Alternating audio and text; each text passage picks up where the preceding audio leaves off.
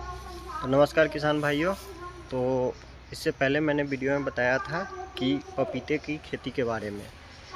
तो आज मैं आपको बताऊंगा पपीते की खेती करके कितना हम लोग मुनाफा कमा सकते हैं। तो जैसे कि एक एग्ज़ाम्पल ले लेते हैं कि अगर हम 300 पौधा लगाते हैं तो हर एक पौधा हमें एक साल में 1000 देगा, यानी कि एक साल में पपीते का पौधा तैयार होकर फल देने लगता है।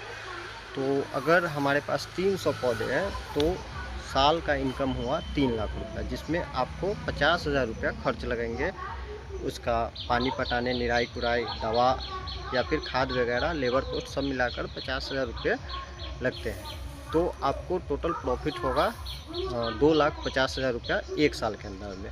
अगर उसको कैलकुलेट करते हैं तो समथिंग 20,000 पर मंथ के हिसाब से आपको आमदनी होगा।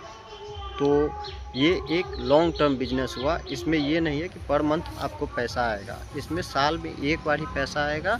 और अगर उसको आप कैलकुलेट करके देखेंगे तो 20,000 शुद्ध लाभ जो होता है वो आपको बचेगा। और अगर आप कहीं जॉब करते हैं 15,000 20,000 तो आपको पर मंथ उतना आएगा। लेकिन बिजनेस में यही है कि लॉन्ग टर्म होता है, ये शॉर्ट टर्म नहीं होता है। जॉब है सो शॉर्ट टर्म है, हर मंथ एक डेट फिक्स होता है जिस डेट को आपको सैलरी आएगी।